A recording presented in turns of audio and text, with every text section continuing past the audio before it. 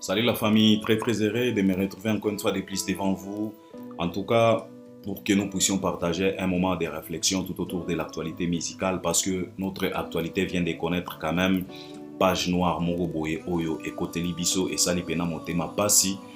Page noire et Angwezanini Eza la disparition de notre frère, notre confrère Johnny Fataki Moko.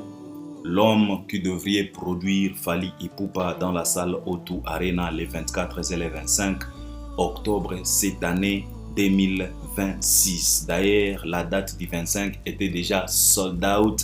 Et là, Bazala Kikobundapo va réaliser un deuxième sold out pour la date du 24. Hélas, Tolali Tolamuki, Balobina Bisokeno, Albert, tu sais quoi, Moko n'est plus. En tout cas, ça nous a fait vraiment mal au cœur. Moi-même, je n'ai pas accepté ça. En tout cas, j'ai posé des questions. Nasala qui même poste à Kotuna. Est-ce que cette histoire est vraiment vraie? Mais Albert, il faut accepter, c'est vrai, Moko n'est plus avec nous. Alors, ça nous a fait vraiment tellement mal jusque-là. Ça fait mal. Ça fait mal, pas parce que Nayebanina Moko personnellement, non, je ne les connais pas. Je l'ai vu tout simplement et je le voyais. Et surtout, sa toute dernière sortie médiatique qu'il a réalisée avec Marc Tabou, ça nous a tellement marqué. Et quand j'ai regardé le monsieur, bon, je vais développer dans mon analyse. Donc, il y a une page noire au Yotoye Kolobela parce que derrière la mort de Moko, il y a plusieurs questions qui se posent. J'ai réussi pas mal d'appels, des warriors, des messages pour me poser la question de savoir maintenant Albert, ma production a fallu, est-ce que Ekoza la maintenir Ekosuka ndenge nini? Alors il y a plusieurs questions, plusieurs doutes, plusieurs inquiétudes oyo toye mbangu poto pesa espace na ba spéculation ya mabete poto pesa espace na négativité te oyo ekoya ko décourager batu poto ya ko établir vérité to ya ko zongisa makambo nyonso sur les rails pour expliquer les gens de quoi il s'agit. Est-ce que réellement des productions à Fally Ipupa eza en danger ou bien ekoza la maintenir ou bien mutu oyo nano asombi biete, est-ce que il faut asomba kaka yango to bimi poto ya ko expliquer batu na biso communauté na biso parce que boyebi très bien que notre communauté c'est une communauté qui persiste toujours dans la confusion et dans la malédiction, dans la sorcellerie parce que imaginez-vous batu balobi na yo que non producteur Moko jeune culé akufi mais yo okomi ko sala feti okomi ko sepela et tu te poses la question de savoir pona nini toyaka koloba que non ennemi ya liboso ya Kongo azalaka Rwanda na magie nini bino moko bomona ka tete tokoselaka ba Rwanda makambo. Parce que moi je l'ai toujours expliqué, tokosela pena ba Rwanda makambo pendant des années et des années et un jour on se retrouvera en train de demander les Rwandais pardon. Je vous jure. Et ça l'eau passe, mais c'est la vérité. Parce que Congolais na yebi te kindokyo yango mokolo moko na lobaki que mutu oyo esprit oyo ekotela Satan po abanda mobulu na lola eza esprit congolais. Parce que Congolais za pena pourriture ya ndoki. Et c'est tellement triste. Alors, poto stopper hémorragie ya ba spéculation ya ba négativité tout autour il y a des productions à Fally Ipupa yango to bimi poto ya ko expliquer exactement tout ça là ba analyse to décortiquer to développer to exposer ba réflexion à biso si réellement les deux productions de Fally Ipupa eza en danger yango des sujets majeurs oyo na ye kolobela ce qui t'a ko permettre na ko toucher peut-être makambo mo susume quand même na ye pena pour to se concentrer kaka na likambo oyo ya disparition. Il y a producteur Johnny Fataki Moko. C'est de ça qu'il s'agit. Alors j'espère que vous allez vous abonner. C'est juste en bas dans les coins, tu cliques, tu t'abonnes, tu actives aussi la cloche de notification, likez, partagez les liens, regardez aussi jusqu'à la fin pour une bonne compréhension. Et puis l'espace des commentaires est bien là. Toi aussi tu peux exposer ta réflexion par rapport à Oyo Togolobela Awa, c'est très très important. Donc likez, partagez, regardez, c'est très très important. Activez la cloche de notification pour être toujours notifié à chaque fois qu'on proposera quelque chose. C'est de ça qu'il s'agit. Alors, sans pour autant plus tarder, Tikato Banda, analyse Nabiso Yalelo, et puis je vous souhaite quand même un bon vendredi parce qu'aujourd'hui nous sommes vendredi le 14 août et que la grâce de l'Éternel vous accompagne partout na bamakambo na bino nyonso na vendredi ya lelo. Alors Tikato Banda, moi analyse Nabiso, ne vous en faites pas, toko consommer quelques trentaines de minutes et puis toko tikabino pour continuer misala na bino. C'est de ça qu'il s'agit. Alors ça fait plusieurs années dans la République démocratique du Congo. On se plaigne ici, matin, midi, soir, pour dire que non, tous les industrie, tous les promoteurs, tous les producteurs. Ça fait plusieurs années, même si tu poses la question à eux-mêmes, les culturels te diront que non, en tout cas, tous les producteurs, les promoteurs, les industries sont structurées, parce que ce côté les mêmes sociétés, il y a des droits d'auteur locaux là. C'est quoi encore? C'est Sokoda, c'est quoi? La société où il y a Bavier Nyoshuana, en tout cas, Blaise Boula, c'est toujours des problèmes benda pika, donc il n'y a rien de concret dans notre République. Ça fait plusieurs années vraiment. Ça fait plusieurs années, c'est la raison pour laquelle la plupart des artistes et musiciens congolais, bazalaka ba jaloux. Il y a Fally Ipupa. Pourquoi? C'est parce que Fally, lui, il a tellement travaillé de façon que il est à Kontakali sous-souté. Na ba producteur soi-disant ba producteur ya Congo a kontaka pena lisusu te na makambo ya Congo Congolais makambo na biso ya kikongolo congolais. Lui, il a séduit d'autres communautés, il a séduit d'autres batu ya bamboka misusu, d'autres cultures. C'est la raison pour laquelle au jour d'aujourd'hui, Fally il est produit par une grande maison comme Gérard Drouot Production. Fally Ipupa, il est sous contrat avec Warner Electra, ba grande maison à distribution, à production à France kuna. Et ce qui est kuna na Warner Electra, tu trouveras que Fally Ipupa comme artiste et musicien congolais. Ce qui est na maison de production locale à Gérard Drouot Production, tu trouveras que Fally Ipupa comme artiste et musicien congolais être produit par cette grande structure. Et tu te poses la question de savoir, ba artiste et musicien pour nani ni bakoma kakunate. C'est parce que lui, il a décidé quand même de travailler, de s'intégrer, de comprendre l'industrie, de comprendre les fonctionnements de l'industrie actuelle. C'est la raison pour laquelle il a tellement travaillé sa musique. Il a accepté de modifier la rumba, de mélanger cette rumba, de marier la rumba avec d'autres sonorités urbaines internationales pour maintenir et pour s'intégrer dans la consommation légale de la musique Nakatia Industrie. C'est la raison pour laquelle il se retrouve aujourd'hui de là où il est. Alors, à cause de cela, il a séduit aussi même le jeune de sa propre communauté parce que Moko, c'est un Congolais. À travers la sortie médiatique qu'il a réalisé, sa toute dernière sortie médiatique avec Marc Etabou, Moko a dévoilé que non, bisoto aba Congolais na botama na Kisasa, tokenande ba Angleterre kuna tozalaki ba na kaka omoni makamba ya kala ya ba Zaïre wana ba Mobutu. C'est la raison pour laquelle bisoto kenda kikuna. Mais je suis un Congolais, mais nous on s'est intégré en Angleterre, totanga, to comprena industrie. Et puis, to se lança na katiaba production. Donc, avoir des jeunes comme ça, c'est la chance. C'est vraiment la chance et on devrait être fiers d'avoir des jeunes, 3 jeunes, 4 jeunes, 5 jeunes comme Moko.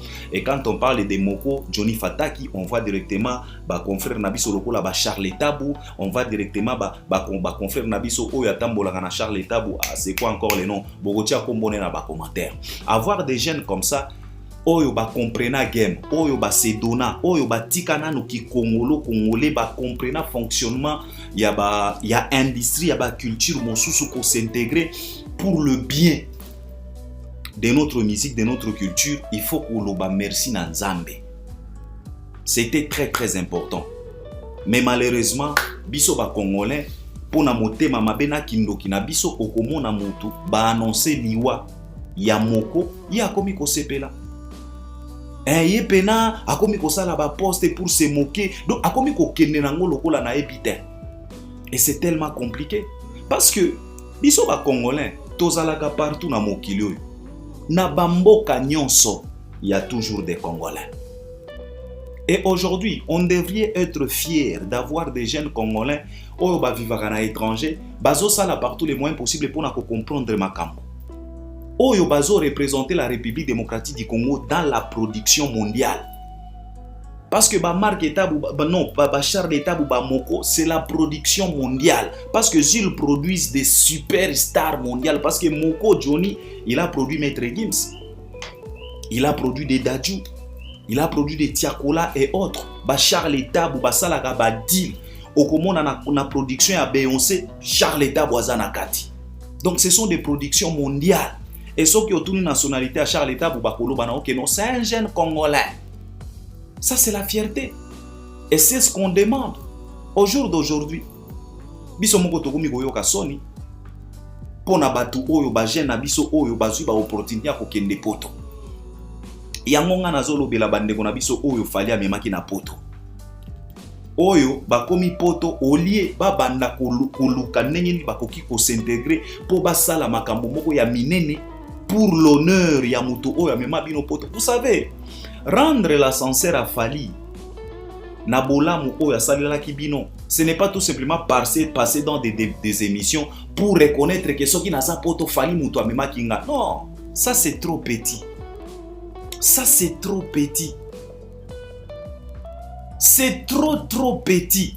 Parce que bomonaka musika te bino bozo kanisa ke non ko reconnaître ou bien ko rendre ascenseur na Fali, il faut kaka koleka epa ya MS koleka na ba plateau o soki to Congo ni nyoyo ko kende koloba non ndenge naza na poto boye ndenge nazo fanda nazo lia ba caviar banini ba McDo eza Fali. Ça ne suffit pas. Ça c'est trop petit. Imaginez-vous un peu lobby kuna toyoki ke non Valdi Tambwe afungoli moi structure na ya production. A commis qu'on produire ba artiste au ya 6e génération.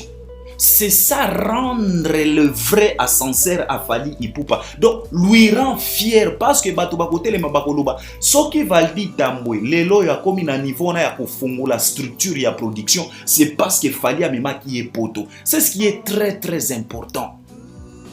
Mais beaucoup na makambo na niveau wanatin. Beaucoup na makambo na envergure wanatin. Bino, il faut kaka koleka na plateau. On ndenge na fandia MS, omoni MS, na beti ba yoji, na beti ba gucci na ngai, omoni sakoyo parce que fallait amema kingai et tu crois que c'est fini.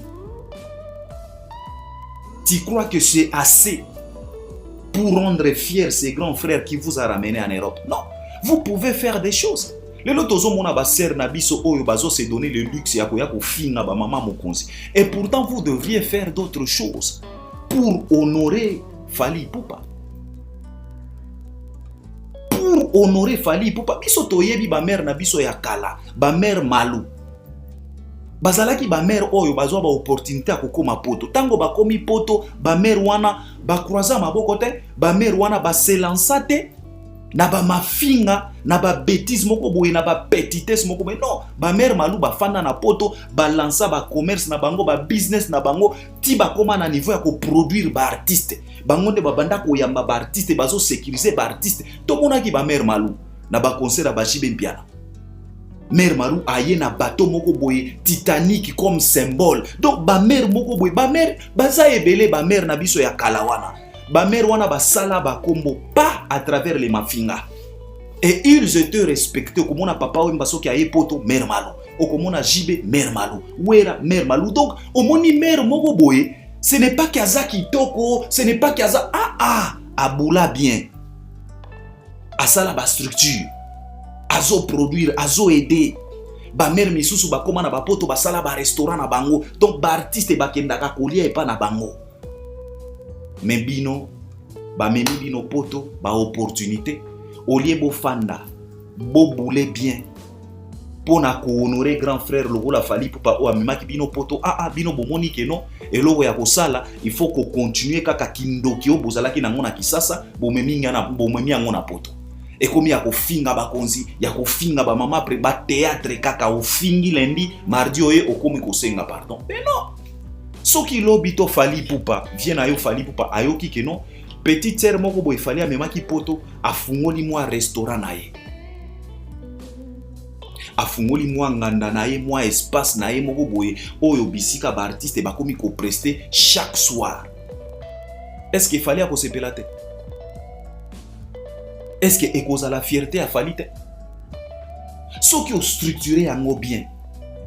Un jour, on a fallu aller à Fandika dans un restaurant wana, ou bien ba musicien victime baeka dans un restaurant wana, ou bien tant fala ko na production na poto ako kipe kondima ko tinda ba artiste na baya kolia na restaurant na yo okotisi mbongo.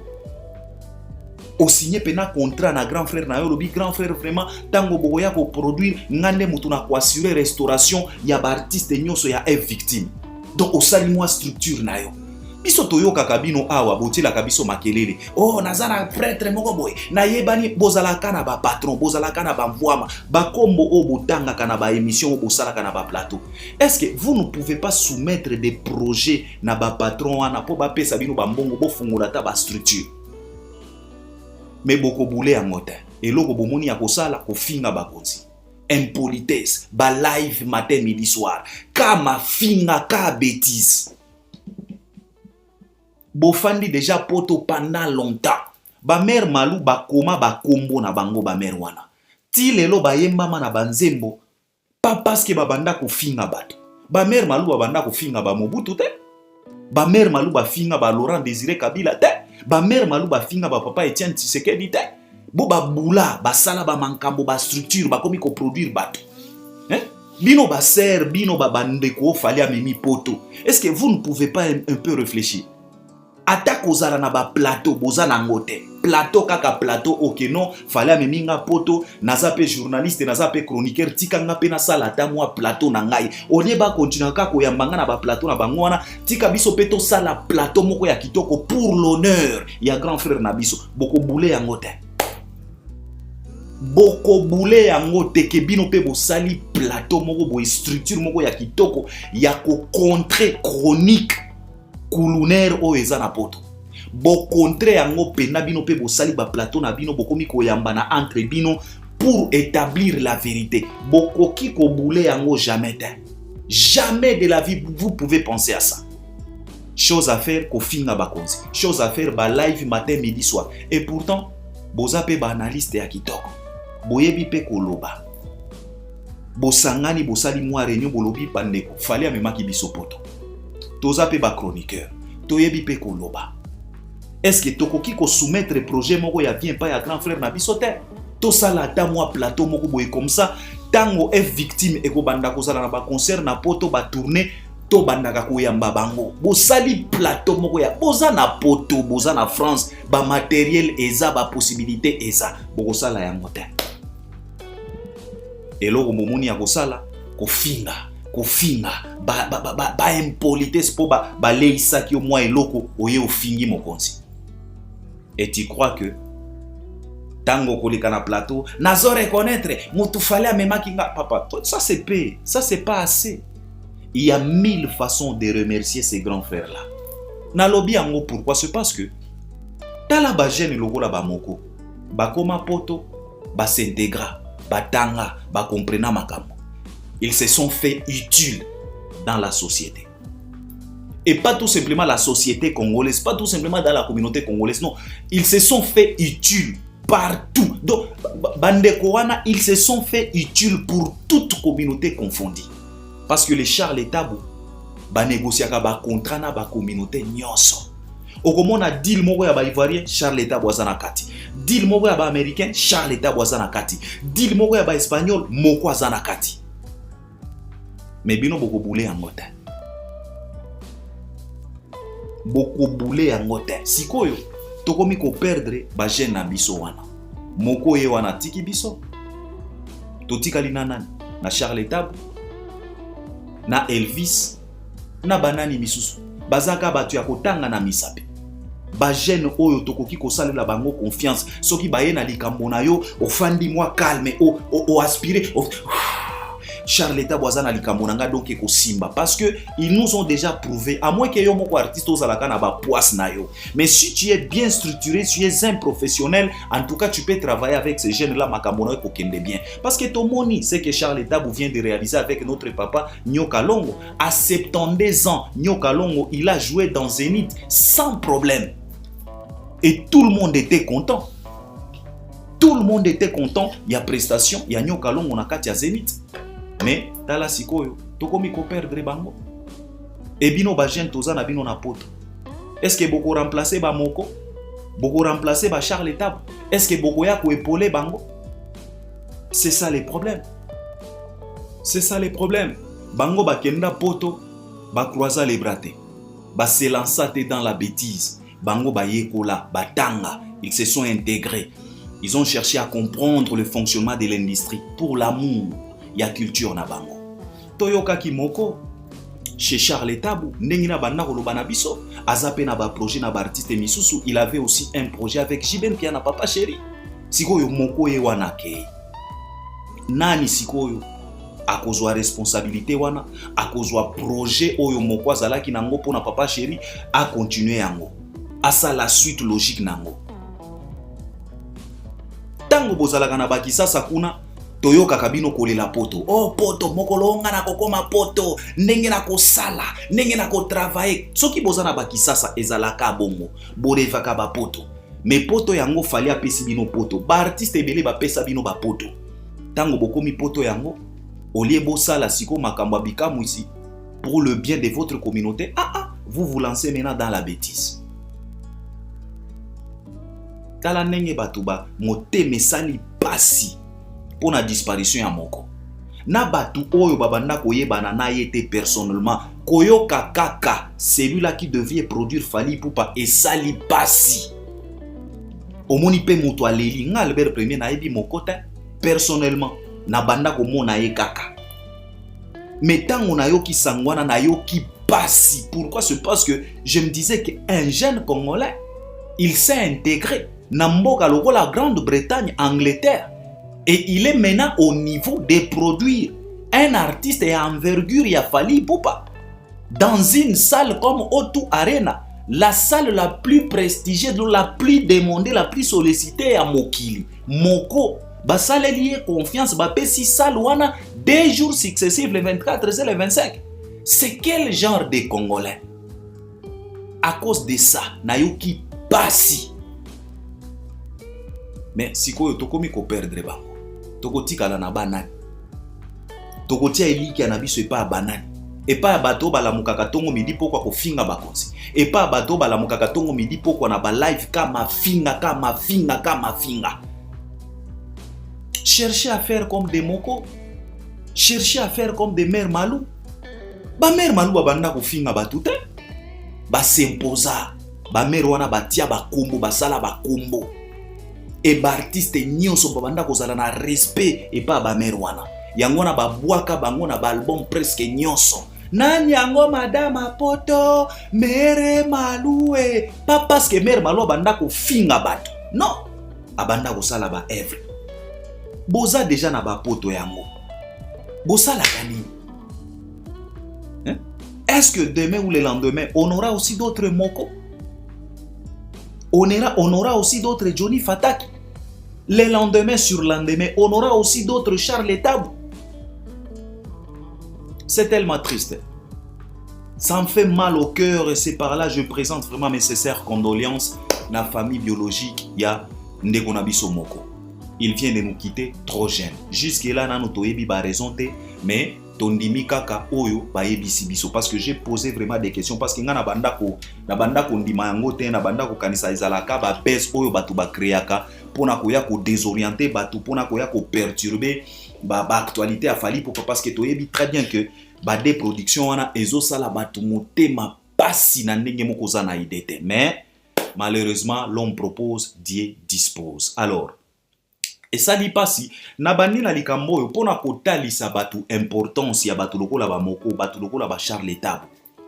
Il faut tokengela bango ba Elvis a Didiema. Ils ne sont pas nombreux. Ba jeune congolais oyo ba décida kotika bêtise ko s'intégra ko sala makambo oyo ezana makambo ya important très importante na kati ya société. Bakoki ko produire batu bakoki ko komisa musique na biso na ba level moko boye bino moko bomonaki initiative bazwaki ko organiser soirée wana pona ko commémorer batu na biso ya est. Bo se rappeler ils ont réuni plusieurs musiciens Ba Moïse Mbiye, ba Fali, plusieurs musiciens étaient là na soirée wana dans la salle Accor Arena. Ce sont ces jeunes-là, les Moko, les Charles, les Elvis. Ils se sont mis ensemble pour organiser l'oko ya lolenge wana. Mais tokomi ko perdre bango moko moko. Est-ce que lobby tokozalaka na moko mosusu? Ba jeune oyo bazana poto. Vous ne pouvez pas penser à ça. Vous ne pouvez pas vraiment penser à ça. Mingi ba jeune oyo fala memaki na poto. Bande kona biso wana. Atako ça la plateau kaka plateau ya pamba pour l'honneur de votre grand frère. Awa nazo benga ya Momo Thierry Mumbaya, les pharaons. Mumbaya, est-ce que tu ne peux pas prendre l'initiative ya ko convoquer moi réunion moko boye? Na Baïdor, na ba Valdi, vous avez des têtes bien faites. Bo raisonner ata moi structure moko boye. Moi projet moko boye. Évidemment, ce n'est pas du tout évident, mais il faut qu'on mécanano. Olie ba yambaka bino pe bokomi ko yambela biso pe ba daju boyebi pe koloba français boyebi boza averti boza batu moko boye bokoki ko salela biso bikamu isi na ba poto kuna bokoki ko kende au-delà ya ba émission oyo bosala kawana na ba pari wana. Vous pouvez au pire remplacer les Moko. Vous pouvez aussi remplacer les Elvis. Vous pouvez aussi remplacer les Charlie. Ou bien, pour ne pas dire les remplacer, épauler bango. Vous pouvez le faire. Nabaser Nabiso. Vous pouvez devenir le maire Malou de demain. Vous pouvez devenir ma mère Malou ya lobby. Ba artiste baza ebele batuloko la ba bina filé ba déplique ba Robinho. Papa.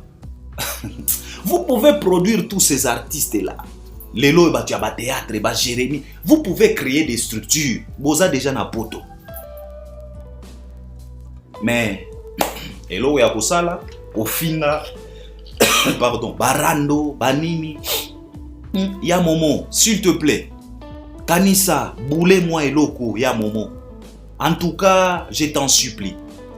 Bosale la biso ata moi plateau moko boye to monaka plateau anatoloba existence ya plateau oyo c'est parce que fali amemaki bandeko moko boye na poto bazalaki na mitu moko ezo sala bangonde basale la biso structure oyo. C'est possible. Siko lelo tokomi ko perdre ba moko lobi toyebi nani mosusu akokende parce que tozo la moka boye tozo kanisa kenzoto eza bien. Yango na utaki ko sala moi émission awa pona liwa ya valito. J'avais expliqué. Banzoto, c'est la grâce de l'Éternel. Parce que ozoye bate. Eza tang ozoyo kake oza bien à 100%, c'est à ce moment-là que la maladie se construise petit à petit na kati nzoto nayo. Alors, il faut faire très très attention. Yango wana, il faut tozalaka na habitude ya kosala ba check-up. Na lobaki na bino ke mindelo to fandaka na bango.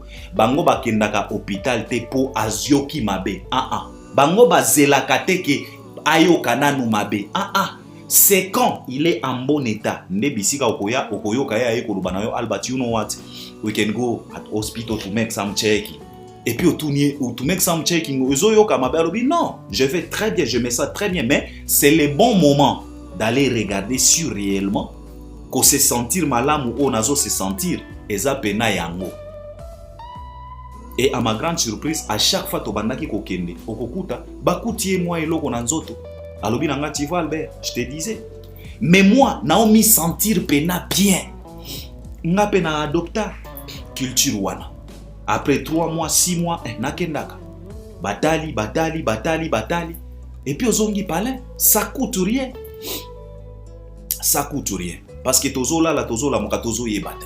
Lelo moko ake. Et ce qui me fait mal, eza komona batu oyo bazo ba opportunité ko kende poto. Bakomi ko se moquer na liwa ya moko. Et c'est tellement triste. Alors, na problème oyo ba warrior bakomi ko mituna est-ce que Albert ba concert wana ko za maintenir, ba inquiétude komi ko kota to ko kende ndenge nini, ceci cela, est-ce que ba concert eza na risque ya ko za la annuler te, ceci cela, non.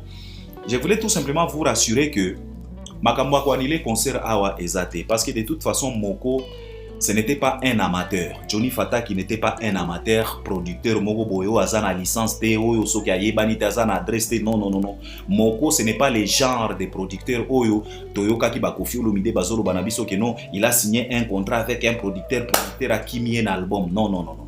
Moko, Azan Nenge Wanata. Ce sont des jeunes Oyo Bazala qui structurés. Et quand on parle de Moko, on voit directement Congo Globo. Donc, alors, Congo Globo, eza structure na bango aza ye mokote ye moko alobaki yango epa ya Charles ya Mark Etabu keno baza ebele aza ye mokote baza ebele. Alors comme baza ebele et comme baza na structure na bango Congo to Globo, donc cela veut dire que contrat oyo fali asigna na structure Congo to Globo et Moko faisait partie ya structure wana soki nazolo baba betiste. Et Moko, ce qui est bien, c'est que Moko, chez Charles Etabu, il nous a dit que tout a été bien calé. Même Makamba Bambongo, Moko alobaki na biso que Fali avait déjà réussi son cachet. Donc, Nenge Fala Zawana azwa déjà caché naye. La salle a été déjà réservée. Tout a été payé. Yango to sala ki ba émission ya koya ko seka batu o balobaka ke non gouvernement moto yaka ko tia mbongo na makambo Fali non Moko alobaki na biso ke papa projet wana to bandaki yango depuis 2025. Si ce n'est pas 2025 c'est 2000 si je ne me trompe pas Moko avait dit c'est peut-être 2025 nde babandaki projet wana que l'artiste avait déjà reçu son argent, donc tout a été calé, donc problème est à la quitter. Donc c'est ce qui nous rassure que il n'y aura pas de problème. Ba problème est yaka mingi tango ba manka mosusala ki bukete ba manka mosusala ki kalete mais Moko alobaki na biso que tout a été calé et loko e babanda ki kozela ezala ki kaka bateka ba billet po bazongisa mbongo na bango. Et puis je suis sûr et certain que mbongo wana ya ba billet e kokende na poche ya Moko te. Non, e kokende na poche ya Congo to Globo parce que c'est une structure et sa société. C'est bien structuré et puis il n'est pas seul. Yemoko alobaki na biso ye aza côté anglophone, côté Angleterre. Quand il s'agit de l'Angleterre, c'est lui. Mais quand il s'agit ya ba France, ba Belgique, eza batu mosusu. C'est la raison pour laquelle lui, il devrait produire Fally Ipupa en Angleterre, mais na ING Arena, ce n'est pas Moko, c'est une autre personne. Na ba France kuna okokuta ba Charles Etabu, ba Elvis Adidiema, donc baza ebele, c'est toute une structure. Donc ba warrior oyo bazo banga ou bangate. Évidemment, inquiétude il faut écouter parce que tu sais très bien que batu ebele bazo sepelate comme on a Fally na production wana. Ezo sala bango pasi évidemment bakoki kokotisa kindoki. En tout cas, on ne disconvient pas parce que la sorcellerie existe, mais Bozanabino tranquille. Ce n'est pas parce que le producteur a koufi, mais forcément production, il faut ezala annuler. Non, non, non, non. Si qui ezala qui ba producteur ou ba amateur ya ba producteur oyo bazala kana ba licence te, qui ezala qui ba production oya sangisa licence eza ya moto mosusu, mbongo eza ya moto mosusu, qui ndenge nini ba garantie. Donc non. Bango baza bien structuré. Yango wana ezopesa biso assurance ya komona ke non en tout cas ba production mibale oyo ekozala maintenu. Donc jusque là les warriors bofana na bino calme. Bofana na bino calme, bozala na problème moko te, ba billet à les 24 bo continuer kosomba. D'ailleurs, c'est par là que je voulais lancer un appel aux warriors. Je vous en supplie, vous les warriors, les fanatiques de l'artiste émissien Fally Ipupa. Fally Ipupa s'est prêté pour écrire l'histoire avec notre jeune Moko. Rest in peace, frérot. Fally Ipupa s'est préparé pour écrire l'histoire avec Moko. Donc, c'était la fierté. Et vous, les warriors, vous étiez aussi prêtes à écrire l'histoire avec Fally et Moko. Et Moko nous a tellement expliqué que Fally sera le premier artiste francophone du monde. Et non pas l'Afrique, il y a monde de pouvoir se produire dans cette salle des jours successifs. Donc, c'est une grande fierté et c'est une grande histoire que ba warrior bozo s'apprêtait kokoma. Logo la tokoma ki oya Stade de France. Alors, nazo senga na bino. Pour na respect et pour honorer mémoire ya Moko, je demanderai à tous les warriors, à tous les mélomans de la bonne musique, d'aller vider ou bien épuiser tous les billets restants, il y a les 24 pour honorer mémoire ya Moko. Faites ça pour honorer mémoire ya Moko. Pour honneur naye, il faut des productions wana et beta sold out. Comme ça, Moko, il sera honoré dans cette salle-là comme il se doit. D'ailleurs, Koutou, c'est parce que Ekoki ko apparaître le local impossible. J'aurais même, ou bien je pouvais même proposer à Fally Ipupa et à la structure Congo to Globo de proposer une troisième date spécialement pour honorer Moko. Même ce qui est causé na O2 Arena, mais ça pouvait être bien troisième date na O2 Arena spécial mémoire ya Moko. Batu baye juste pour na ko célébrer héros wana. Parce que baza ba jeune oyo ba bundi pour na ko s'intégrer, pour na ko comprendre milliers industrie et ça la ndenge nini. Ba komisi musique na biso dans la salle la plus demandée, la plus sollicitée ya monde. O2 Arena. Ba komisi Fally kuna. J'aurais même proposé une troisième date spéciale Moko. Et je suis sûr ba warrior soki ba siliki ba koki ko betango sold out uniquement pour rendre hommage à Moko. Fally ayepena ayembi batu ba sepeli to sangani wana na troisième date pour na honorer ka Moko, donc pour son honneur. Nalikambo oyo asali. Et puis ça wana pe yango peza na ba histoire moko boye. Michael Jackson peut se prêter pour se produire là-bas. Michael peut abétate peut akufa. Otokomi ko banga pena. Seigneur, salé la biso grâce. On a encore besoin de fanjo parce que ça les yango wana. Donc moi, j'aurais proposé une troisième date pour nakaka ko honorer mémoire ya Moko. Mais qu'à cela ne tienne, je demanderai au warrior bokende bo silisa ba billet à les 24 pour la mémoire ya Moko. Si réellement vous êtes conscient que ces jeunes-là étaient prêts pour écrire l'histoire avec votre artiste qui est Fally Ipupa dans la salle la plus sollicitée au monde, en tout cas faites ça pour la mémoire ya Moko. Un peu apé ma pena na kimia parce que Moko sera vraiment honoré dans cette salle-là comme il se doit et convenablement. C'est de ça qu'il s'agit. Donc, ba warrior bo bangatin, baza ba amateur, baza ba voyou, ce ne sont pas des producteurs amateurs, ce ne sont pas des producteurs escrocs. Non, c'est une structure oyo ebani Congo to Globo.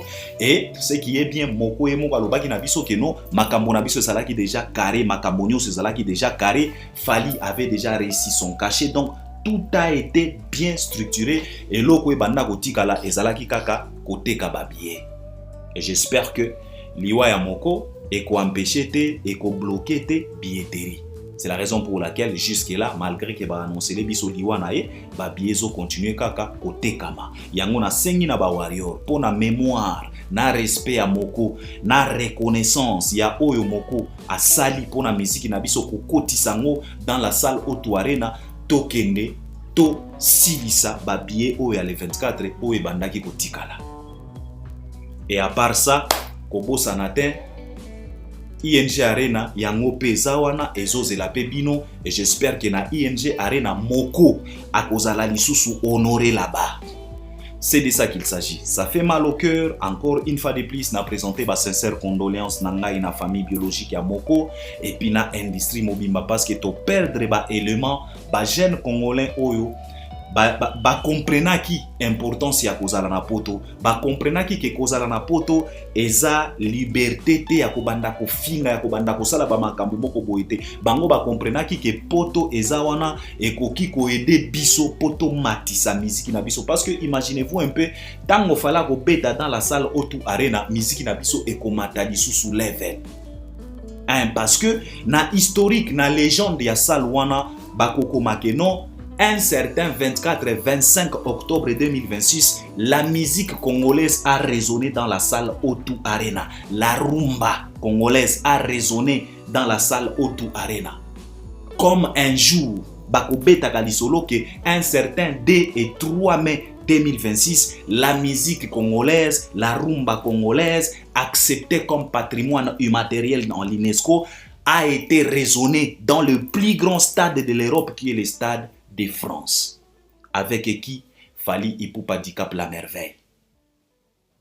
Donc, c'est de ça qu'il s'agit. Bawario, encore une fois de plus, na sengi na bino, bo silisa, bo beta sold out, bo sala yango lokola na ndenge ya Michael Jackson. Omoni Michael Jackson tango akufaki. Vente ya album na e explosa. Michael Jackson est devenu encore plus célèbre après sa mort. Alors bosala yango pona moko, pona ko respecter, pona reconnaissance wana bisika alingaki akomisa miziki na biso. Et puis akokomisa yango parce que tomatato kitafala ko beta. Bino bandoki bo sepela te bo tinda ba photo ya moko bo se moke bo loba nyonso bozo loba o fala liye ça va me fala ko beta. Soki fala liye bino pe bolia ba o ya ba producteur na bino. Il fallait faire épée Ali à Charles l'étape total soka linga ki abeta par la défense arène. Et simba ki te ponani. Ba sensi moko boye, ba indigène moko boye na kati ya communauté, ba civique moko boye o bazoyo ki sabiso soni. Fallait aller for the fioto. Bino pe il fallait boli à Charles l'étape total soki bolinga ki bo beta yo arena. Bozo tatabana awa. Ba report na ba report. Il fallait bolia pe producteur na bino. Yakopa Box Arena. Total asoki bolinga ki bo beta. Ba bolole moko boye ba senzi les indigènes, ba tout moko boye tozo yeba te soki eza race nini o ekote la communauté na biso. C'est tellement triste. Balobi na yo ndeko akufi okomi ko sepela. Okomi ko tinda soki ndenge nini ba poste ba publication en train de se moquer. Et tu penses que ça honore qui? Image nini oyo ozotalisa. Ozoteka communauté congolaise na marché nini. Zoba moko boy. Il faut arrêter un peu vos bêtises là. Vous avez tué Gigola. Vous avez tué Gigola en pleine Kinshasa. Bomela pena makila ya ndeko na biso mobali wana. Et comme Sabino wapi. Alamuse la bino bibembe na stade des martyrs. Mais Gigola était incapable à colamuse la bino bibembe na Paris pour bobeta Paris la défense arena.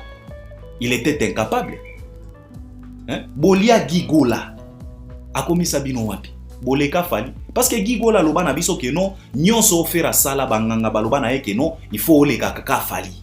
Donc bitumba nyonso ofera sala tia boma Gigola po baloba na ye ke non okoleka Fally meti lelo. Oleka ka Fally artiste na bino, aleka déjà Fally na nini. Mutu aza incapable même ya koleka Fally même na physique boy. Na musique ndeka koka. Parfois il faut arrêter. Ne nous poussez pas à vous dire des choses qui vont vous blesser. Et puis par après, bokoya koloba ke non Fally mutu azo tinda biso. Non. Fally azo tinda mutu te. Biso moko toza ba averti, toza ba conscient, tozo mona makambo bozo sala. Balobi na yo ndeko na yo congolais akufi. Yo komi ko sepela. Et kokufa ya moko c'est un danger pour notre culture. Parce que bangonde babanda kozwa ba initiative ya ko produire ba artiste. Moko azalaki na projet na JB sikoyo akufi. Yonde kozo sepela na liwa ya moko. Yonde mutoko ya kozwa siko projet wana ya JB Mpiana pour okende ko produire JB Mpiana. C'est tellement triste d'avoir une communauté pareille. C'est tellement triste vraiment. Mais quand cela ne tient, botika na busenzi na bino wana biso ba averti pe tokotika la kaka na état d'esprit otozanango. Donc pour les warriors bofana na bino calme, j'espère que Fally Ipupa va aussi communiquer par rapport à inquiétude oyo la plupart ya ba fanatique na bazo affiché par rapport ya mort ya producteur. Jusque là tozana ba commentaire ebele ya kolobatin batu batuni ngalbera kufina nini na yebite.